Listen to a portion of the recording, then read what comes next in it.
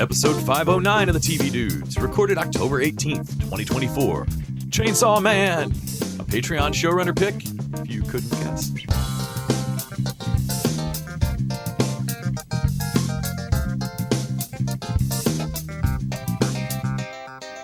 This week, we made a deal with the podcast devil and gained the power of Hulu, where we watched Chainsaw Man. Danny Doggett picked it because it represents a more contemporary anime style and tone than most of what we've watched lately. Will we like it? Let's pull this weird cord hanging out of my chest and find out. Great. I get the written of this line. No, I'll read it. I'm a professional. Whatever, I'm just podcasting so I can touch them phone bags. What? Boobs, man. If I've learned anything from anime, that is what it's all about. Please don't learn anything from this show. As I was saying, if I learned anything from Chainsaw Man, it's that earthly desires are fleeting and shallow, and you must find your true purpose to survive. Okay, that's actually kind of deep. I'm kidding. I'm here to cast some pods and cop some feels. No. No? All right, I'm Les. And I'm Podcast Man. And we're the TV Dudes. But Danny's anime choice wasn't all we watched. What's in the diaries, Podcast Man? The Diaries of the Television Dudes. Brought to you by only the finest cocaine wine. Well, in the diaries today, I guess you lost a lot of blood, turned back to Nick. What'd you watch? Yes. I gotta pull the cord and, it's not in my chest, it's in my ass. Oh, God. If no one's watched Chainsaw Man, this doesn't really... This makes no sense. Really this is a wildly popular anime. I am told people have watched it. We finished off Average Joe. It took us a minute to actually get back into it. Yeah, we did. But it was very good. Oh, my God. That season, I'm so glad it got a season 2. Really ruled. Yeah, and partway through, early on, we were concerned that, where's the slowdown coming? I'm waiting for it. How are they going to get 10 episodes out of this? And then they actually did that insanely well. But about halfway through, I was like, it got renewed for season 2. What are they going to do in season 2? Oh, man. That was a hell of a finale. Mm-hmm. If they didn't get a season 2, that was dark as fuck. Wow. Touch, no. Oh, man. You want to touch the rooster. Oh, the needle drop for that. Oh, my God. Everybody should go out and watch Average Joe on Netflix, right now. It's an amazing crime show. Super fun. But that last episode is dark as hell. I watched some of the new Tomb Raider cartoon. It's pretty good. I would say that you weren't going to say next. It was as if I was just going to move on. How is that? Let's leave that a mystery. But besides what we were going to talk about on this podcast. Haley Atwell is playing Laura in it, and I think it's just a great voice for Laura Croft. Mm-hmm. I think they're based off more of the video games, the more recent video games, where Laura is younger and not like a real person. Okay. And yet that really goes back and forth in this series as far as they treat her like she's a real person, and it's congruent with the games. Those games are canon and happened in the past. But also, she is a badass that can whip around a chain whip or whatever. That I'm like, wait, have you trained with that? A thing that the Angelina Jolie Tomb Raider you wouldn't question because she's just a superhero. Right. But this Lara Croft's supposed to not be a superhero. Supposed to be more using a bow and arrow and have mud on her and and fighting wolves and shit. More like the Vikander movie. Yeah. But no one watched that, so no one can compare it. I don't know. I haven't watched enough, I guess, to really make a full. I'll get back to it. I'll get back to you on it. I also watched Vox Machina. The late we're 9 episodes into the season. Yeah. Which is cool because they've actually resolved the main conflict, with the Conclave, the Dragon Conclave. Okay. At least with Thordak, played by Lance Reddick. One of his last performances, and so I thought that was cool that we got another, I think there's another 3 episodes, and so what are we going to focus on now that we actually accomplished the main thing? Well, I mean, it's D&D, so shopping, setting up the next adventure. I realize now that I'm I don't think Vox Machina quite works, and it more or less is fun. Randy, did you hear that? But it needs to spend time. It needs to not be going as fast. It actually needs to like some of these plot points are a little too fast and honestly a little too basic, because the first campaign was really basic. And there was a major death in these last 3 episodes, like a major character death, and I realized I didn't give a shit. Man, is this the year? Like, on a couple of movies, on Transformers 1, on a few properties just recently, I have caught myself for the first time ever saying that actually could have slowed down and been 15, 20 minutes longer, and it would have made all the beats happen better. Right. And like, those are things that, like, I want to gasp and mock horror and, like, clutch my pearls at it. Like, I hear it. That's what upside down world am I living in? Right. Well, I mean, like a D&D encounter, like, it feels like we have to have at least one combat encounter every episode. Mm. I don't know, one level, good for you for plowing through plot, but you're also plowing through, like, character moments and stuff. Right. Like, well, like, Delicious in Dungeon has a, monster fight every episode because we got to eat something. But somehow it manages to still work and get its plot across, and, like, I cared about the characters. Also, we watched the latest episode From. Indeed. Which was, man, you thought the plot was going to be about Boyd trying to catch one of those things, because that's what he said last episode, like that was the big plan, and things just go bad so fast, and what's her name, the mom shows up in the ambulance again, and shocker of all shocks, the cop is not helpful in any way. Oh my lord, like, not just not helpful, kill somebody. Yeah. Like, holy crap. Shooting wildly, and leaves, though, like, I know there's nothing she could do about it. She would have died if she'd run towards those EMTs, but man, she don't even try. Man, she didn't even think about it. She didn't even think about it. No, and also, man. she gives no thought to the woman that she has just handcuffed inside that ambulance, right, and doomed to die. I mean, or so she should think. Yeah, right? Like, man, when they're standing inside after all the dust is settled, and Jim is, like, unhandcuffing, like, Boyd and Jim are unhandcuffing her from the post that they basically had to, like, Phillips head screwdriver unscrew from the side of the ambulance wall because they couldn't unlock the handcuff. Yeah. And like, nobody says anything. They're just unlocking the handcuffs, and she looks at that cop and goes, "I fucking told you." Mm-hmm. It's like, yes, man, yeah, and you did. And the things are just dicks. Oh, like, my god, the things are still so petty. The whole place is so petty. Well, because we get that ambulance shows up. It is people that have already been there before, which is, man, that's just a dick move. Like, that's the cosmic version of, like, you think you got rid of your hiccups, but you didn't, and, like, you're just waiting to hiccup for, like, 5 minutes. I mean, I wouldn't drive anywhere ever again. Oh, at least never. not in a rural area. You couldn't get me near a fucking tree on a bed. Like, I wouldn't even live in Brooklyn, man. I heard one grows there. Like, it shows up at night. I mean, I don't know that, like, we've been talking about this, like, it's revealing that you don't actually know what are rules. You just think you do because you're desperate for information. Right. And it's difficult to test anything. So whenever something seems like it works, you hold your elbow at that height and spit twice, and it becomes like, well, I don't know what in the baseball game made us win, so I better just keep these socks on.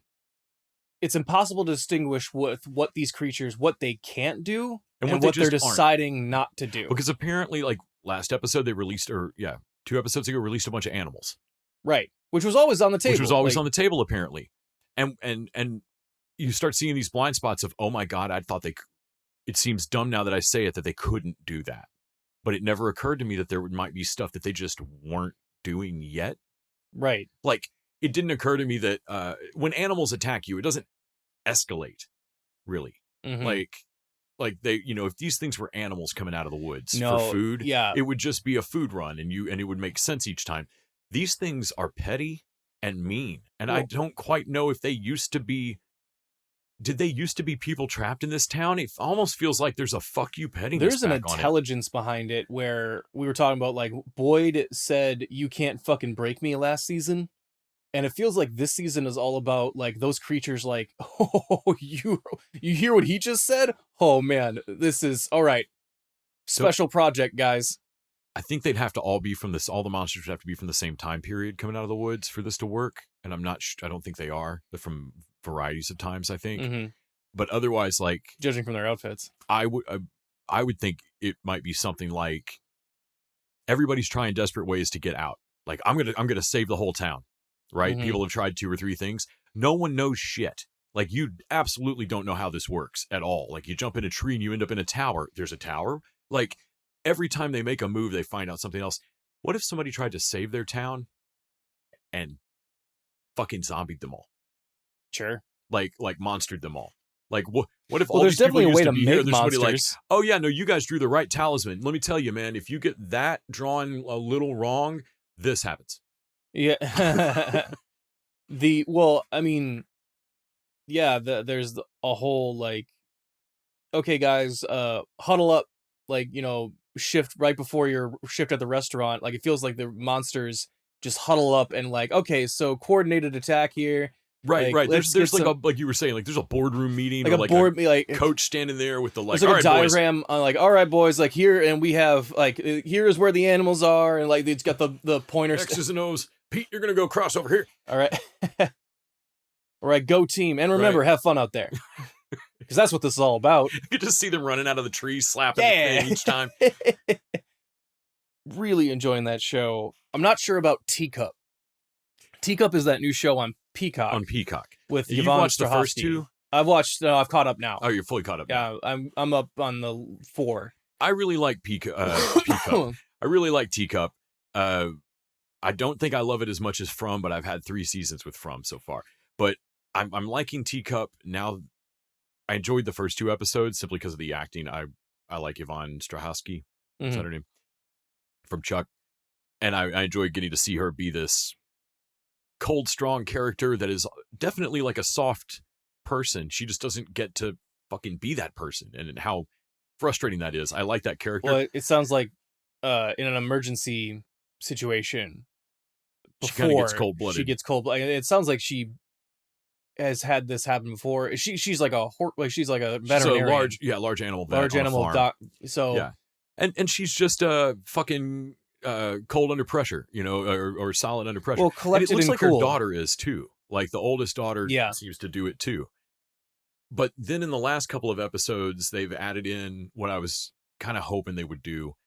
The thing that's jumped into Arlo, because I mean, spoilers for Teacup. It's pretty obvious from the start. If you've seen any other sci-fi, that there's a thing passing around that's in your brain, Dreamcatcher style, whatever. If you've ever read Tommy Knockers or Dreamcatcher, I was like, Teacup, I was like, man, most of this aesthetic is making me think aliens, but some of it was making me think magic, because like the line and stuff. The line, I was like, okay, but they've kind of... But it's that Asimov quote, any sufficiently advanced technology looks like magic. Yeah.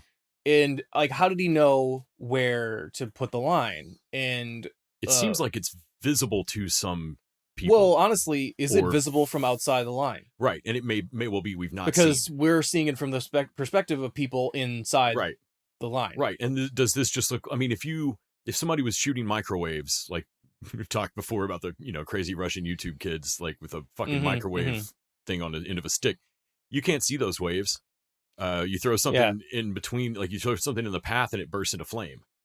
But I'm like, where's the... But then I was also wondering where the central point is, because it can't be around the kid. He keeps moving. Yeah, no. And I'm like, it's the impact trap. I think it's the impact point, but also it sounds like a trap was set. Because it's the Arlo Harbinger or whatever his name is now. Right. Like the kid is now like a half... Like they kind of like, even this daughter, like even his sister is like, Arlo, Harbinger, whatever the fuck, whoever you are. Like, I also love that he's only read like half. It seems like he's only read about half the dictionary. So like sometimes he knows like some words but not others. Well, he uses a bunch. It's like he uses a bunch of words that are kind of like our synonyms. Right. Like, or he compounds shorter, simpler words. He's compounding words that I think it's even less words than Arlo initially knows, I would say. But he seems like he's getting more complex. He didn't know the word harbinger until he flipped through the dictionary. Yeah. And I still don't think assassin's quite the word.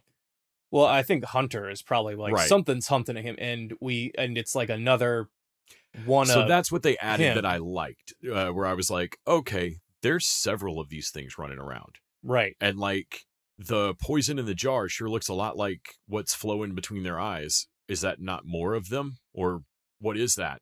Like, right. Are they the fluid? Right. Like, what the fuck?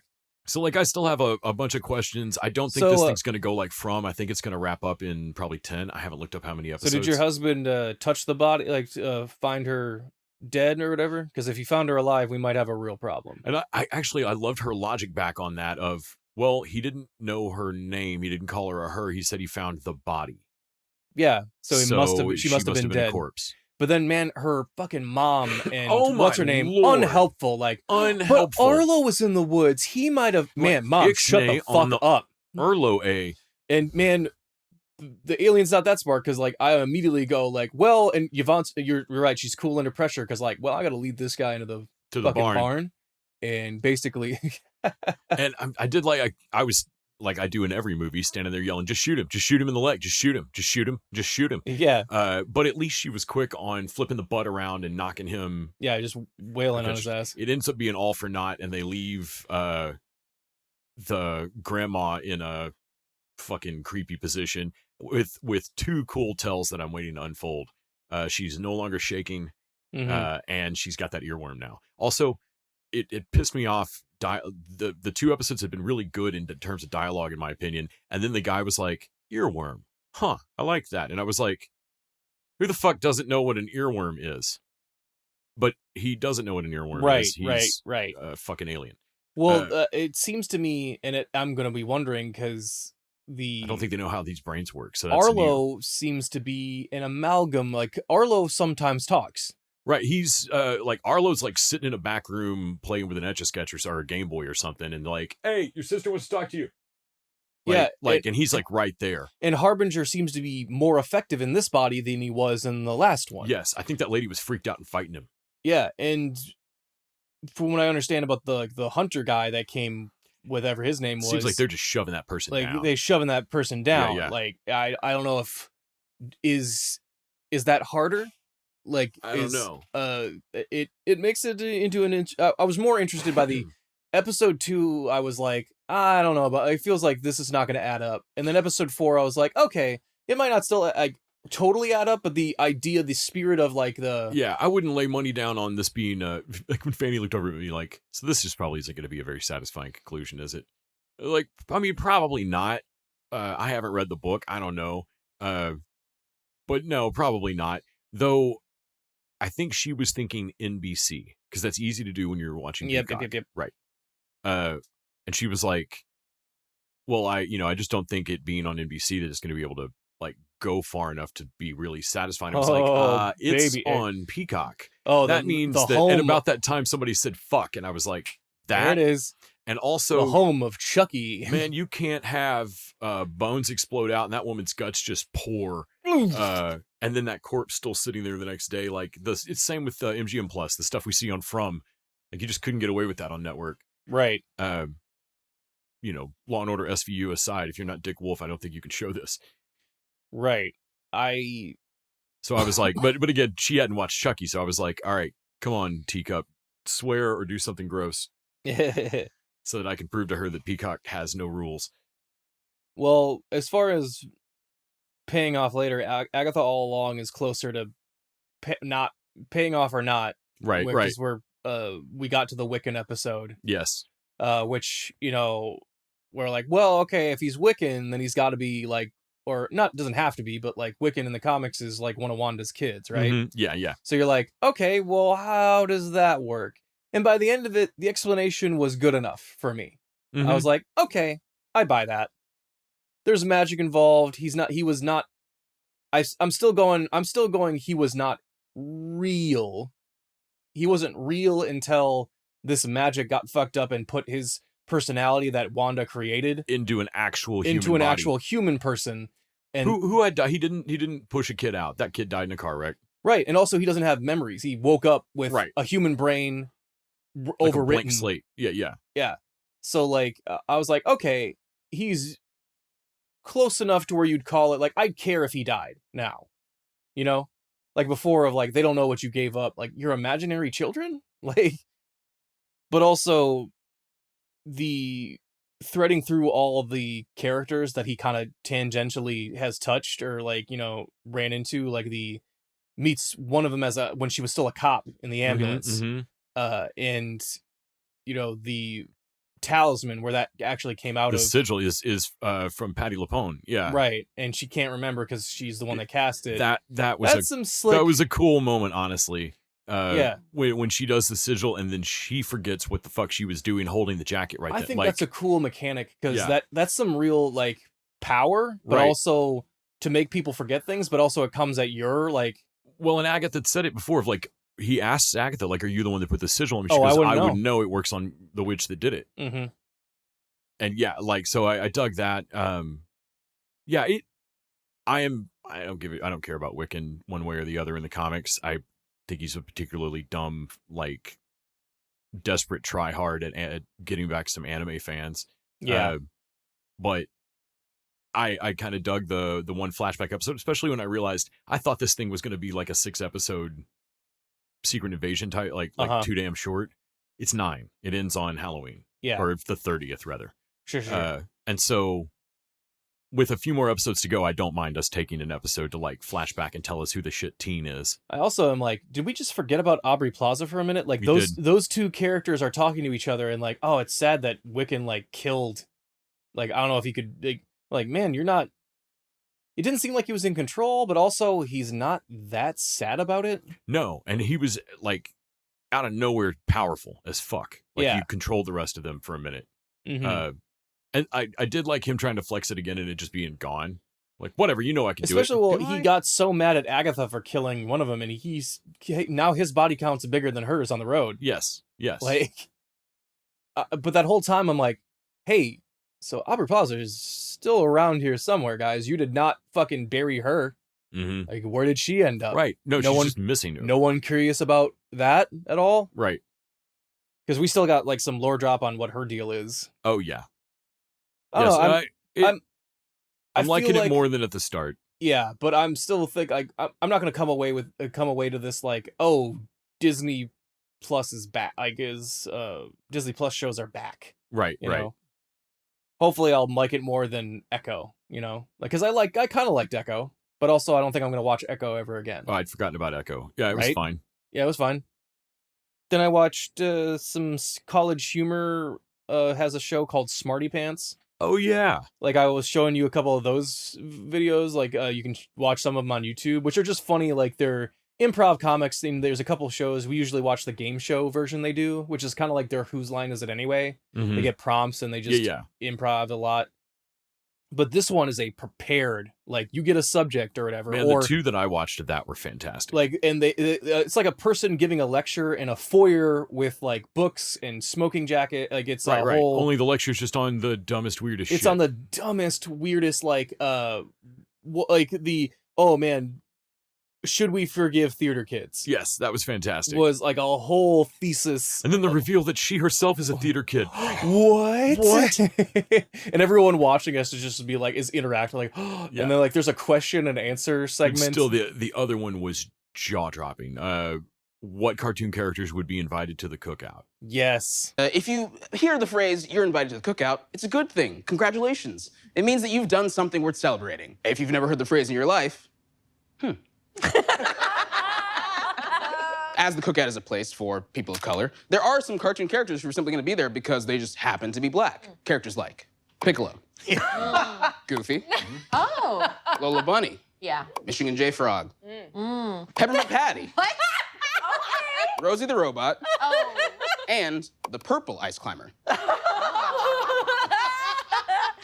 Take one is a white Sicilian. Now, and it's particularly for the mechanic he kept doing of having cards in his pocket in a specific order that he kept handing to this one unfortunate white comedian in the little audience. Hey, it's me again, the white guy. The white guy. And they're just shit for that dude to read, and you could see him looking at the card like, man, like Michael, like Colin Jost and Michael Che on the joke swap.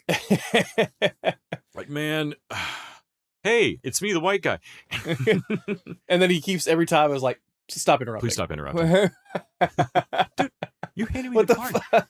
Like, what I really like is that, man, they're really funny in the improv show or whatever, but when it's prepped and like the specificity and detail and the running joke, I was like, man, this is art. This is craft. It's wild. I stand by it. It's a hill I'll die on. You'll get better stuff if you put any amount of like further thought into it. Time and prep into it. Like, the joke will be funnier if you got prep time. I'm not saying that you can't improv and that you're not good at it. I'm saying that that's not an impressive skill. But I heavily recommend Smarty Pants. I thought that was good. They were really funny. And Paul F. Tompkins has one on Groundhog's Day that I can't find, and I'm desperate to figure it out because like, what is his treatise on Groundhog's Day? Like, what's his subject matter of, like... But yeah, what did you watch, my man? Let's see. Went and saw several movies. Lisa had never seen Suspiria, the Argento, the original. So you watched the original? So I watched the original, which is just a brightly colored hour and a half of spooky nonsense. I love that movie. It makes no sense. I absolutely understand if people just hate it because it's so fucking weird. And the witches just kind of appear out of nowhere. It's wild. We also watched Christine, which Lisa had also never seen. The way that Arnie is a nerd at the start of that movie has not aged well. He's supposed to be more sympathetic. I'm pretty sure he's supposed to be more. Yeah, I feel like he's supposed to be more sympathetic, and he's a fucking douche at the start of that movie. If he didn't get a haunted car, he was gonna get an AR-15. Absolutely, absolutely. Like, this kid was not okay. Yeah, like, this kid was either going to Christine or Columbine. And I forgot the best friend is truly kind of our main character. Like, he's who we're supposed to sympathize with. He vanishes for the second act until the girlfriend goes and gets him. Which is why it's very Stephen King of, like, who's the main character in the story? Right. He can't be gone the whole second act, and yet he kind of is. So in the book, Christine was not evil from the factory, like that opening where it's on, bad to the bone, and like kills the dude, takes the dude's hand off in the factory and kills a motherfucker on the assembly line and shit. No, she's just a normal car. And then the brother that the guy talks about, like, well, my brother's daughter died in this car, and we begged him to sell it because it was just ghoulish to drive it around, and he didn't care. And then his wife died in the car, and then he committed suicide in the car. The car's haunted by that dude. What? In the book, the car's haunted by that dude. What? And so he just wants, so the Arnie starts basically taking on his traits. Like, he basically gets possessed by that guy that ghost just wants to he wants to take over a body. That's way less interesting. And drive that car around. No, like, man, that's shocking to me. The appeal of Christine is that Christine's a sentient, like, this thing, sentient sentient car that just decides it loves him. And Arnold, and that, like, what's weird is that Christine and Arnold are in love. Yes, it's an example of toxic relationship, and it's bad. It's your friend getting with the wrong person, but it's a car. Yeah, so I realized that, like, I've never read the book of Christine. I read the synopsis of it and was like, shit, I like the movie a lot better. But Christine loves him. Right. Like, when he dies at the end, Christine fucking forgoes any self-preservation. Yeah. And tries to kill them. Like, so I had to go look it up because I realized, like, I've never read that book. I wonder if it's different. It is. It's apparently very different. Also went to the theater and saw The Substance, which was fantastic. Really enjoyed that movie. It is longer than I normally like. It is gross enough I didn't care. Everything is. It was longer than I normally like, unless it was 92 minutes, which is 2 minutes longer than I normally like. I'll give it 93 with credits. No, 98 with credits.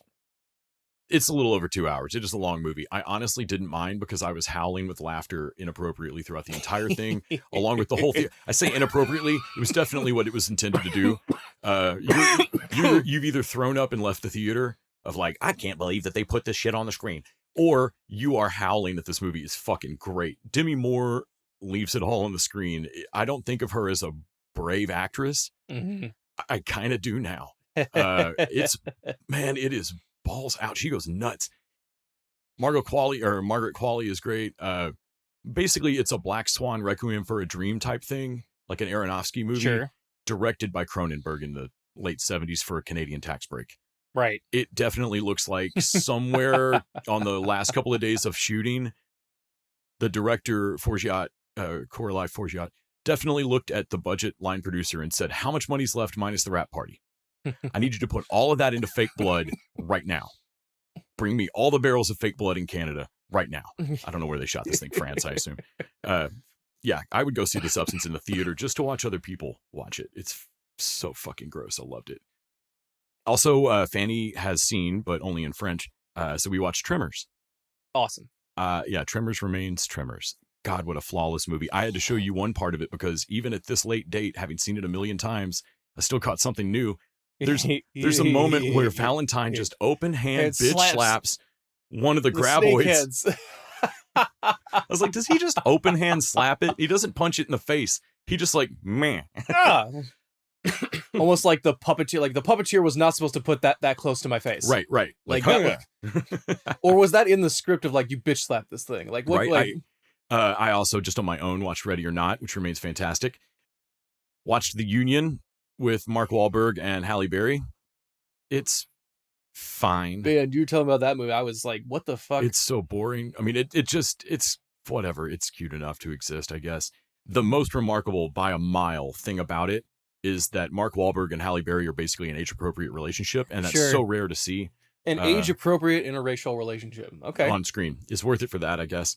Went to the theater and saw Saturday Night, the new SNL. Like it's the hour and a half lead up to the first episode. Right. It's a lot of stories that you've heard some of before, especially if you've read anything about any of these writers or comics.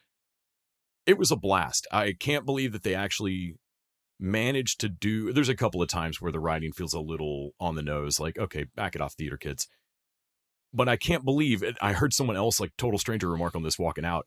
I can't believe they keep up the tension of making you think this might not happen, like this might not go off. You know goddamn well that SNL's first episode happened. You can go. I went home immediately, turned on Peacock, and watched it. J.K. Simmons plays Milton Berle, and about steals the fucking movie. He's a maniac, and so we came home, we watched the first episode of SNL, and then we also watched the season 4 episode where Berle finally hosts. He didn't want to be. It's like Steven Seagal being on it. He didn't want to be in any sketch that would make him look bad, and he won't stick to the lines. And if he feels like there's any dead air where there's not a joke at all, he will just throw in either the most sexist or most racist joke you've heard in a minute. Mm-hmm. Like Filipino jokes, races you didn't think there were racist jokes about. Like seriously, it's painful. That's also on Peacock. That did not carry the warning before it that that the Recess episode did, but should have. Reset, like, oh well, we modeled the kindergartners after indigenous tribes, so I kept watched the second episode of Matlock, which remains very cute.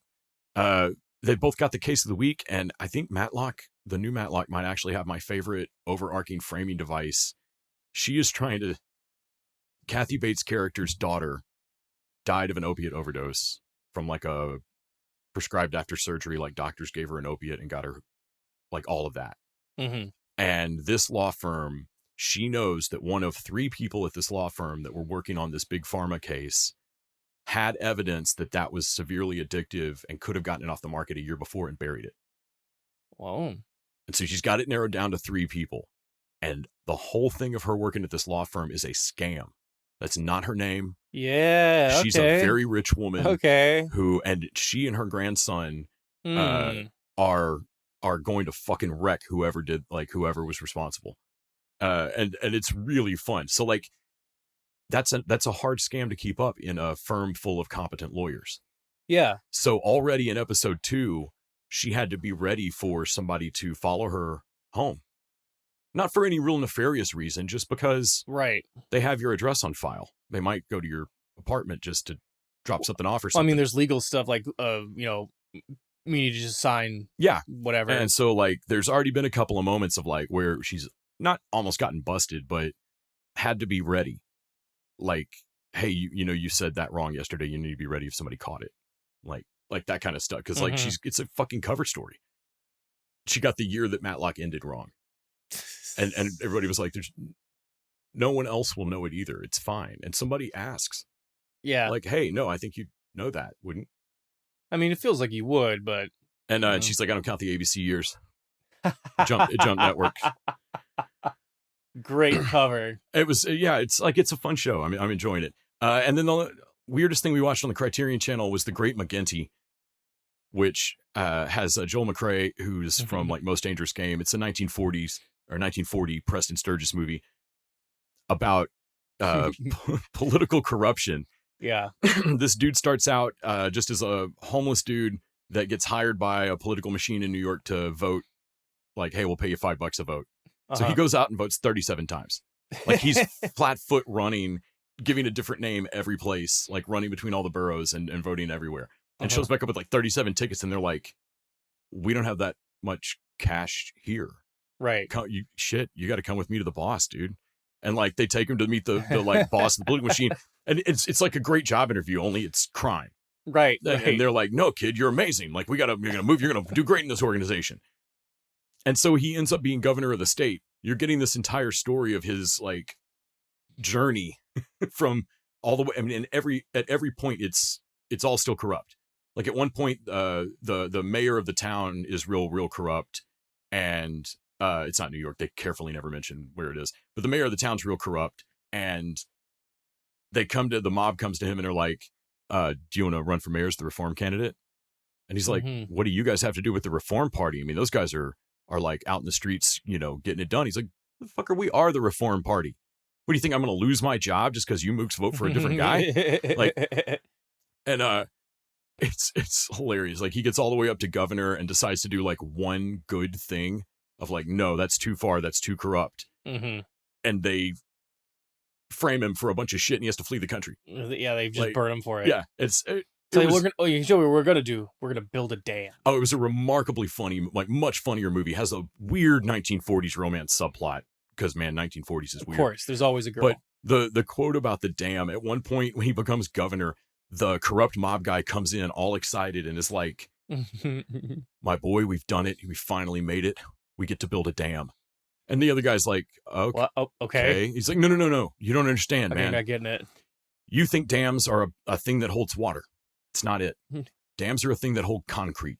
And no matter how much concrete you think goes in a dam, you can always fit more concrete in the dam. It's limitless. And once the dam's been there a minute, it's going to get a crack in it. And you fill that crack with concrete. And like, you just for the guys finally like, cool. Didn't we have a dam? What happened to it? Oh, it got a crack in it. Like it is one of the. It's way too fun to be entirely like about political corruption. 17 days till our actual election. Well, mobs, like I love that the mob is always about like construction gigs. That's always easy to like. No one knows how much fucking concrete goes into anything. No one knows how much this or go. Yeah, but also like we should mention like okay, this is a fun movie or whatever, but like that in no way proves any existence of voter fraud. Straight up horrifying. Yeah, but yes, no, this has no like. That is a funny movie from 1940. Yeah, no one today can go out and vote 37 times. You cannot put a fake mustache on and a bad accent and fool the old lady. Yeah, into giving you a receipt ticket. No, that's not a thing. It's not a thing. It's not a thing. Don't think any of those folks that would believe that are listening to our podcast. But if you are, chill the fuck out. Real people have really looked into real voter fraud, and it's not fucking. Well, I mean, I would almost like, oh, that sounds like a good fun movie to recommend. Except I wouldn't probably not right this second. Yeah, like maybe later. Yeah, I don't want to for the conspiracy theorist in my friend group. Right. But that's about it for me. I think that's all I watched this week. It feels like enough. Now it feels like a good time to mention that if you haven't joined us over at patreon.com/tvdudes, you can throw down $1 an episode and get bonus content each week. You can help fill the pod with concrete. You don't know how much concrete can go. Nobody knows how much concrete goes into a podcast. That's the beauty of it. You think of a podcast as a thing that holds opinions. It's a thing that holds concrete. Just everything holds concrete. Nobody knows how much. I mean, you're thinking of a swimming pool as a thing that holds water. Like, man, if you're on me about concrete one more time. You're thinking of a souffle as a thing that holds. Man. It's like Gina. You just drank concrete, bitch. You just drank cement. This week on podcast on the Patreon, I think we're going to talk about The Wild Robot. Which was an absolute gem of a movie that we saw in theaters. Oh, and don't wait for our review on... Excuse me. I was updating my vocal processors for Wild Robot, but don't wait for our review on it. Definitely take your kids and go. What a fun movie. We're just going to talk into it in depth. All your splines recombined. But first, let's talk about what we were asked to watch this week by our lovely Danny Doggett. And talk about Chainsaw Man. 13 years ago, there was a devastating terrorist attack involving guns in America. That same day, the gun devil appeared. I wish they'd let me dream, at least for a little bit. You have two options. Either you die by my hand as a depraved devil, or you allow me to keep you as a human being. Knuckle down and wise up to this job or you'll die. The only ones who survive are those with strong convictions at their core. All right, on your knees, mortal scum! You stand in the presence of power! I hate humans with a passion, and the same goes for devils. Just dreaming of a normal life was enough to keep me going. But I don't even get to have that much.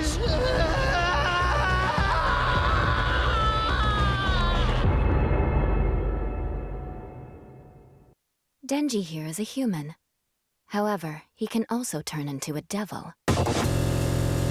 Chainsaw Man is an anime television series based on the manga series of the same name, written and illustrated by Tasuki Fujimoto. The series, produced by MAPPA, was announced on December 14th, 2020. It adapts the first 38 chapters of the manga. Of course it does. The series follows the story of Denji, like a dirty Benji, an impoverished young man who makes a contract that fuses his body with that of a dog-like devil named Pochita, granting him the ability to transform his arms and head into chainsaws. Like you do. Denji eventually joins the Public Safety Devil Hunters, a government agency focused on fighting against devils, who also seem to have each an individual deal with the devil for some reason. So, full disclosure, I was having trouble pulling up Patreon on my phone, and we sat down to watch some Chainsaw Man, and I thought, nah, Danny just said episodes 1 through 4. I'm certain of it. I can't get Patreon's app to pull up. Man, I put my faith in you. I was so embarrassed and sad. If there's anyone who will make sure we don't have to watch more anime, then we have to. Yeah, you were like, man, I've never had to say this to you, Les, but I'm mad at you for making me watch anime. Yeah. So we watched episodes 1 through 3, and then I got the app to pull up and realized that we were supposed to watch 4, 5, 7, and 8. So Danny, we fucked up because I can see now why you didn't want us to watch those. No, man, 1 through 3 are just about touching boobs.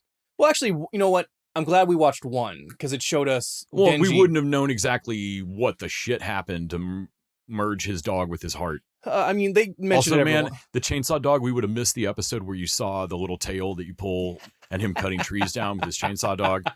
That was fucking great. Well, also, I think Denji has a really sympathetic backstory in that first episode. Like, born under a debt inherited from his dad. Yeah. He already he sold a nut, an eye, liver, kidney. Kidney, that's right. Yeah, you could probably sell part of your liver. I think you can sell, part of it, but not all. Yeah, he sold a kidney, sold a nut, sold a bunch of other shit. Anyway, all of that's healed when he has his body rebuilt by the death of Pochita.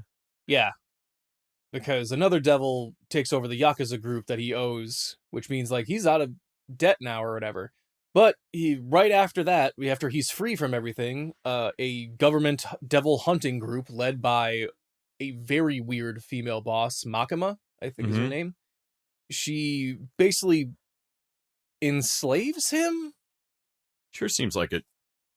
The heavy indication is that he cannot, like, everyone else is yelling at him to I'm quit. waiting for her to make him sign like a subcontract or something. Well, because everyone else is like, man, you don't belong here and you should quit this job. I'll tell her you read. I'm like, man, it was made pretty clear when they first met that she's like, you either work for us or I gotta kill you for being a half devil. For being a half devil thingy. And so I'm like, man, I don't think like there was ever an option here. Like, also this, like, it sounds in the first few episodes like it's so bad to make a deal with the devil. Nobody would. You kill all of them indiscriminately because they're just monsters. But we watched episodes 4, 5, 7, and 8 like we were supposed to. And as you get later and later, you discover every single person in the devil hunting squad has a deal with the devil. And if you can make that shit, they work alongside a fiend, which is a devil controlling a corpse. That corpse is the first boobs he grabs. Power ends up being Power's like the best one of my character on the show, favorite actually. character.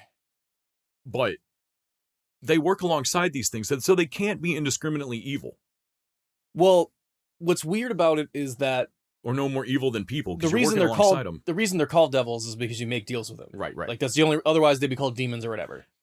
Deal with the devil, which inherently makes them creatures you can work with and reason with, and which makes them not the monsters from other anime that are like quintessentially evil.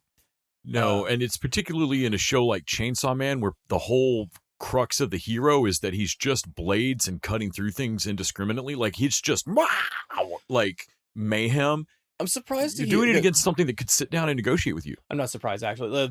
Danny Doggett said this was more of a contemporary anime because we were watching things like not that I want to say not typical anime, but the, Kotaro and One Piece, they were all very specific of their time, and or doing a specific thing, like particular like there's not a whole lot of anime quite like Kotaro.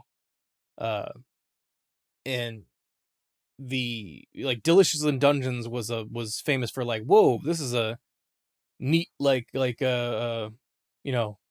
Dungeons and Dragons by way of Top Chef or something so this is much more of a traditional shonen,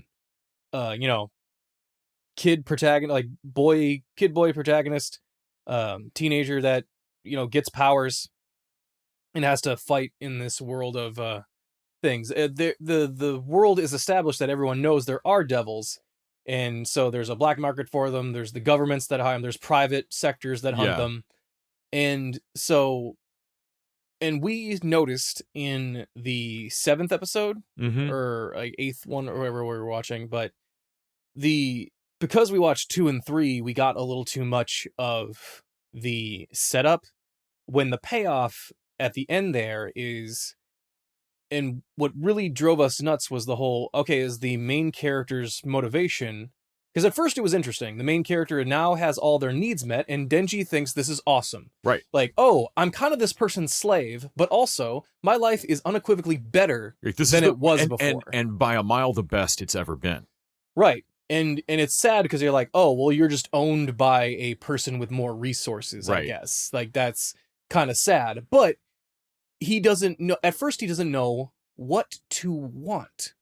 Because he's always been struggling to always had just only needs. Feed and house himself and to survive. Right. Wants were never on the table, only needs. And his needs weren't met. So what do you want now when your needs are met? This is a kid that's never played a baseball game or gone to piano lessons or like had a real desire. Like I was like, that's an interesting. He's eating food out of the dumpster, watching like rats eat puke. Yeah. And like, well, man, they've got it rough. Not as sweet as we've got it. Right, like always, man, perspective, always. Yeah, always on the bright side. So Danny said he thought Chainsaw Man was a good example of modern anime 2020s with how it handles discussions of sex, grooming, personal relationships, and that fans debate about whether Denji is a simple character who wants sex or who only wants sex, or if he's a deep character learning to want connection. So, and that's where I think our problem lies, is that the last episode we watched, I actually want to watch the next one. And you and I both were, wait a minute.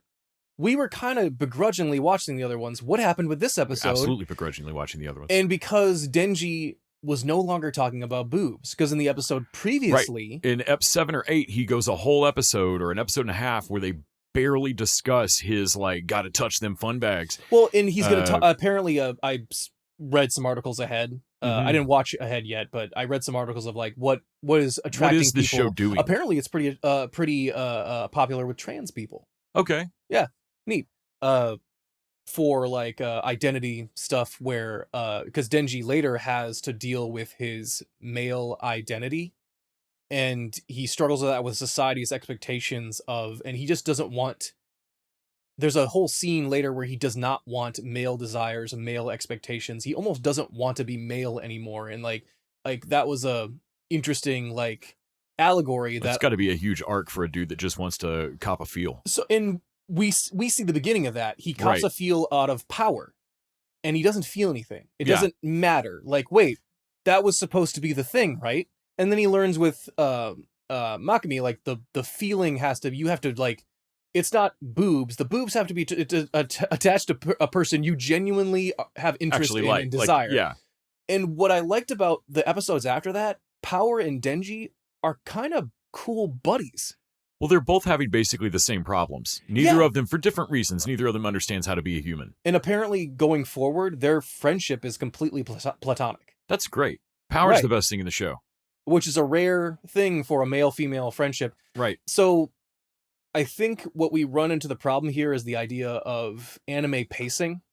Yes. Because it takes too long. Like, in the same way that they hit a joke 90 million times and it just gets funnier to them. Because it takes so long to get there, I don't feel like I genuinely see it. I see what they're doing.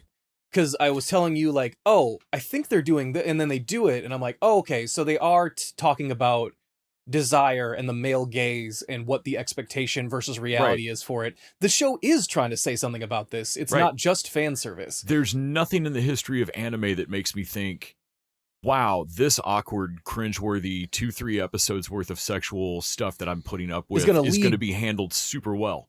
Right. Like, I had no trust built for that. Also, Chainsaw Man's cool, but he's cool in the way that in 8th grade you drew a guy with 2 chainsaw arms and a chainsaw head on a book cover cool. And that makes me not trust that person with sexual themes.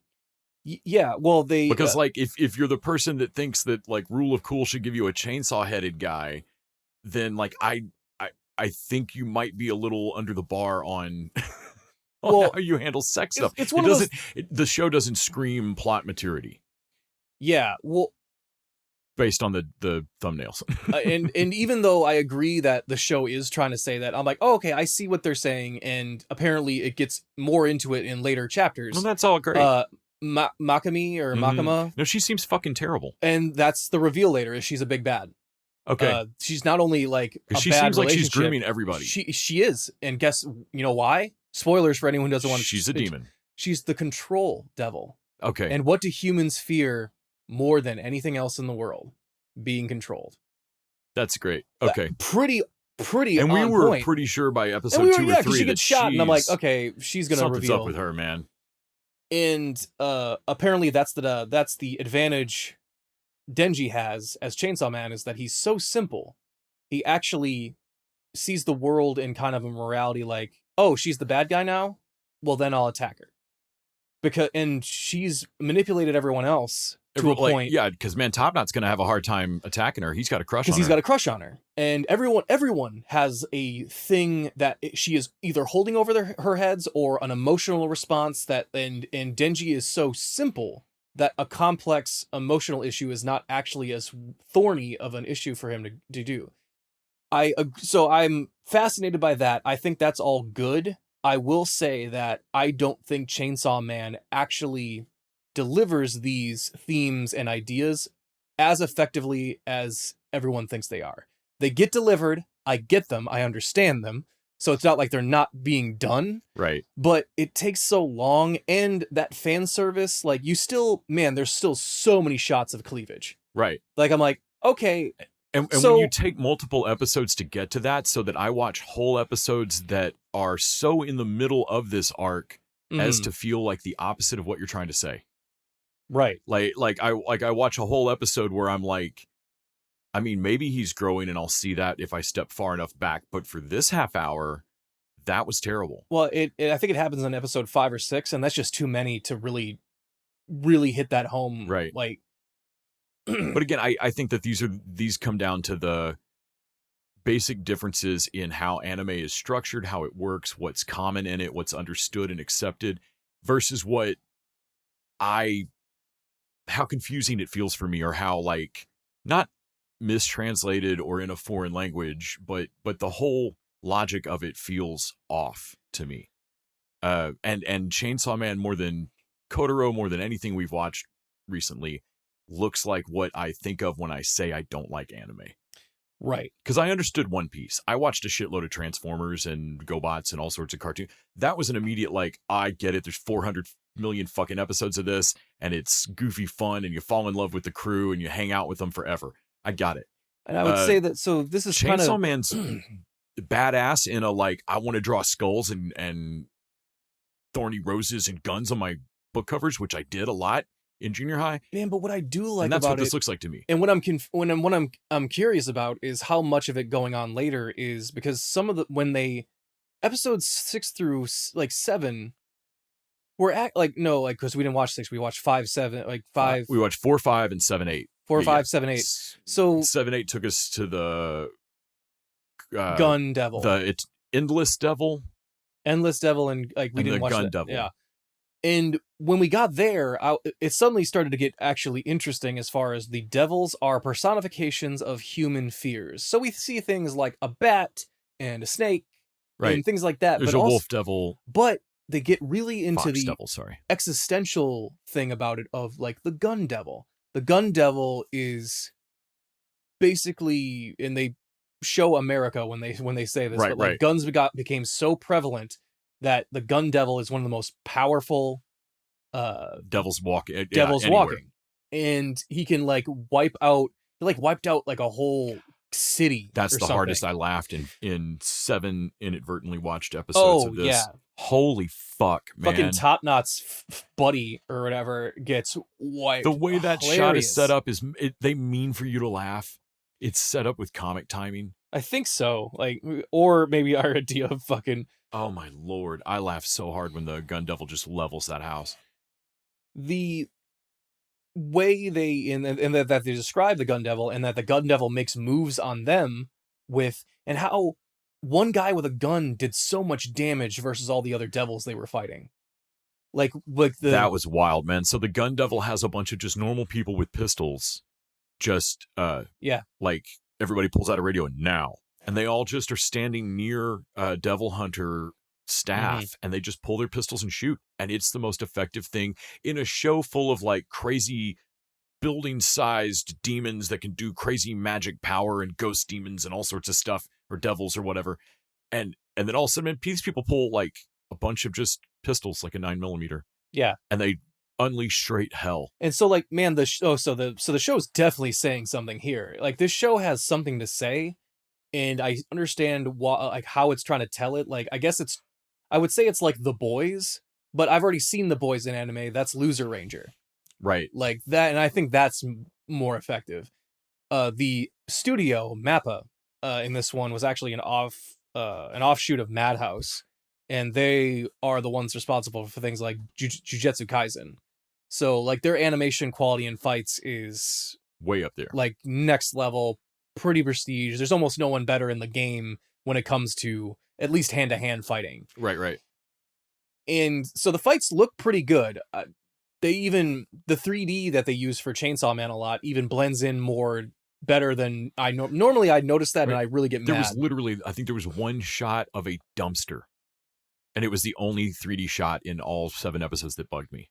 Yeah. Where I was like, and it wasn't like it was bad. It was just like, well, that dumpster's definitely 3D, and there's nothing else going on in the shot. But literally, yeah, you're right. There's something about his design works very well. And yeah, I think that what the show is trying to say about like human fear, desire, things like that are actually pretty cool. It's just that you gotta like, man, I wish we had not watched it. I wonder what our opinion would be if we really did not watch those first 3 ones. Like, because it really put a bad taste in our mouths. It really did. And when I realized my mistake, I just had to go to bed. Yeah. I was like, we should theoretically just watch 4 and start the rest of the watch right now. It'd be like, just another couple hours. It was the only episode, like, because all the other anime we've been watching lately, we have broken our thing and have watched more than 4 eps on it. Right. This was the first one where I was Delicious in Dungeons. I was like, oh, thank God, we've only got one. We watched all of Kotaro. Like, we watched even more of One Piece than we needed to. And even other non-anime like things like that. We've been on a run and watched all of it. I gotta say, in the first 3 episodes, I was tired. I didn't want to fucking watch it anymore. No. And I think if it takes more than 3 episodes to get your premise like across of like what you're trying to deliver the punchline, you wouldn't allow any other show, live action or not, to get away with that. No, that's not good. You're into Sense8 territory, man. I mean, it's cool that they eventually get there, but like, I guess, like, better late than never, but also late's pretty bad. Well, and all that time that I'm not quite engaged yet is all time when I'm just sitting there making a list of anime type things that the show's doing, which it should because it's an anime, that are bothering me. Right. I'm like every character is either like emotionally cranked to 11, or they are standing nearby talking in the most sad philosophical voice ever.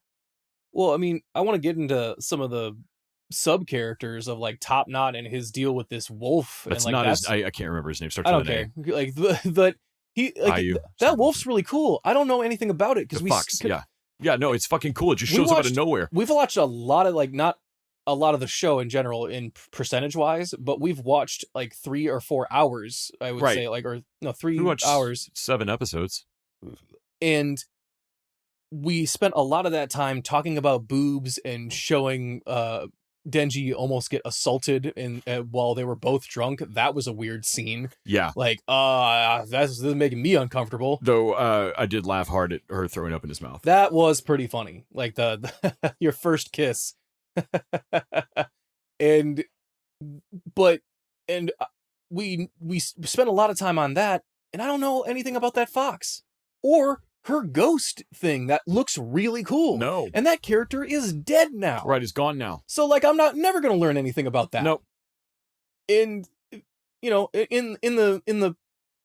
I appreciate a plot twist, like, oh, I thought she was gonna survive longer. I don't care about that. I just wanted to care about her more before that happened. Right. And that should have been possible in this amount of episodes. Right. I mean, I really did like that character with the eye patch and it, like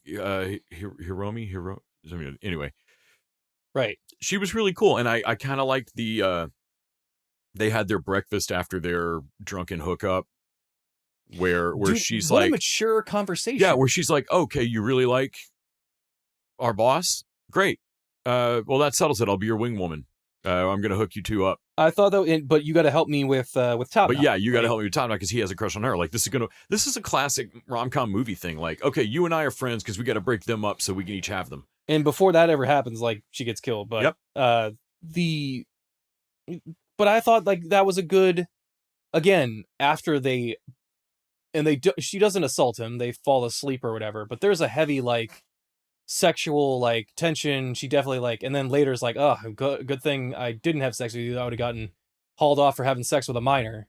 And I was like, man, could you please stop reminding me that Denji's not as old as everybody else? We went 3 episodes going, thank God they've not said how old Denji is, because he's got to be in his 20s because he's like working as a logger and then he gets a full-time job with the city hunting devils. Yeah, I'm like, okay, we're like, he's got to like be 20? in his 20s. Everybody's in their 20s, right? And then out of nowhere, them style, unforced error, they just blare out, I think I'm 16. And Nick and I were like, oh, fuck.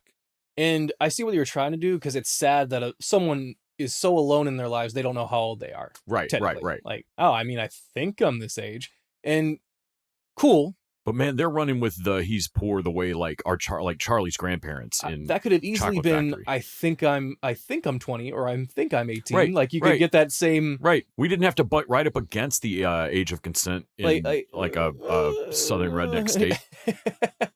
And it's like, and I went to you like, well, he said he thinks he's that old, Les, and I'm gonna hold on to that, like a safety blanket, so that I can watch this next scene and not be like white knuckle my grip onto the idea that he's over 18. Because otherwise, Eye Patch Girl is like, a criminal, right? Like, man, she is definitely going to like remember a bit of a blackout at some point and go, I did what? Uh-oh'd. But again, that is, I was frustrated seeing that again because I was like, man, we've watched a lot of anime recently that did not have that in it. And or was it very much to a minimum? Like, and I do appreciate that they appear to be trying to say something that I think is really cool about desire and the meaning behind, like what makes lust more than just lust and like all those that's really cool. But for my money, I mean, I barely need sex scenes in truly great movies where they are almost demanded by the plot. I still kind of want to fade to black. It makes me cringe. And so watching this, like, I didn't need anime to be like, okay, we hear you. The sex stuff's weird. What if we put just as much sex stuff in, but we said something good with it? Like, okay, that's better, but how about this? Just don't.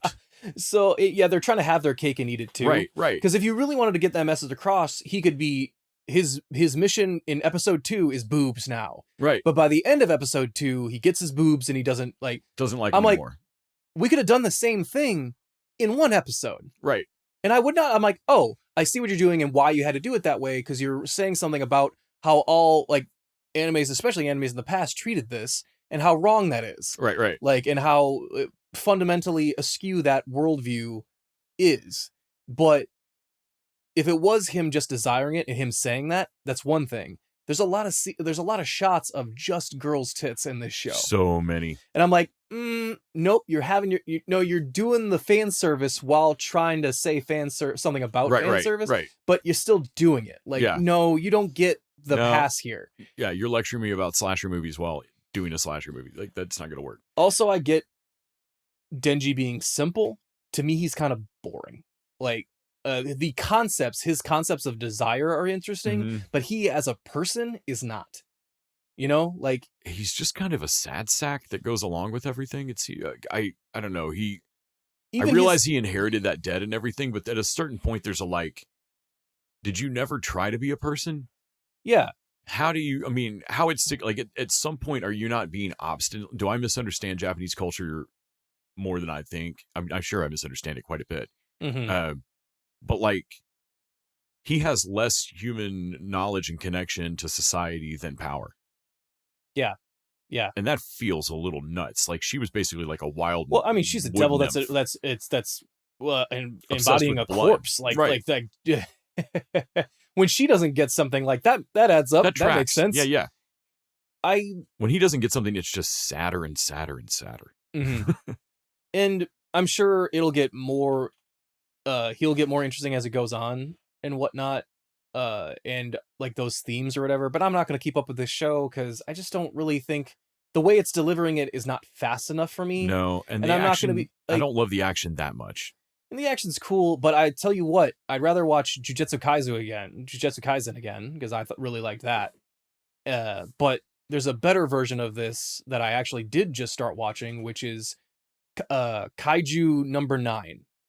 You were talking about that one. I think that is a better version of like a traditional shonen while really trying to say something about monsters and the human condition and age, because like has actually a significantly older protagonist for anime. Like the fact that he's in his 30s is like, whoa, a main character that like can have a midlife crisis that's never happened before. I just think, I don't know. This doesn't cut the snuff for me. I realize we tainted ourselves by not, like, I realize, Danny, we didn't follow your coordinates here. We really should have. So maybe we fucked ourselves on ever liking this show.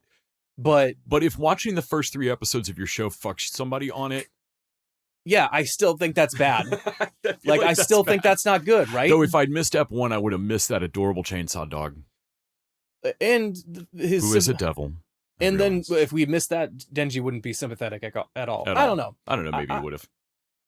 I've definitely watched worst anime, like worse, but just because it's saying something later, like, oh, it actually says something about this eventually. I'm like, cool. What about the time where I'm just uncomfortable and it's not saying anything? Right. Until we get to that punchline, this is just agony. I think pacing wise, it's off. I'm more interested in it's X-Men. Okay. Like actually, like reading it is not an actual fun time. Like you got to go through a lot of stuff. Can I just get the Wikipedia article? But also, I bet you the Wikipedia about this is interesting, right? Because all the gun devil stuff and the existential, like the control demon, like those things, like that sounds cool, right? And I just don't feel it like when I'm watching it. Yeah, for me, this looks like what I am picturing in my head when I say I don't like anime. Yeah, and that's maybe unfair. Part of that is just the line work and the art style. But this was hard for me to get into. And when I did, even though I do see that it is not doing the thing that I hate other anime for, it is saying something better in the long term with the sex stuff, I still just cringe and don't care for it. And we're saying stuff about it, but I already thought we'd moved past this. I already thought we already said stuff about this, and we're like, right. Modern anime seem to have less of this. Right. And kind of had already That's what you were like, and I've already seen anime that have dropped this. Yeah. That maybe haven't said as much about it, but have dropped it. And that says a lot. You know what I mean? By not having it anymore. I don't know. I just feel like, sorry to disappoint you, Danny, but like, I know it's a massively popular show, but I got to tell you, I'd rather watch more One Piece. Yeah, same. Well, that's going to about wrap it up for us this week. Tune in next week. We're going to discuss Peacock's attempt to fill the Halloween void left by Chucky's cancellation. A delightfully weird-ass show that we've seen advertised, but hopefully is as good as promised, called Hysteria. It's got an exclamation point. Hysteria. Boing. Stars Bruce Campbell, Anna Camp, Julie Bowen. Should be fun. And until next time, TV Devils out. You're special, more so than any of the other devil hunters. Time to fight! Time to fight! Time to take you out! We won't hesitate to kill you should you side with the devils. Everyone is serious about this but you. If you're gonna get in our way, then die!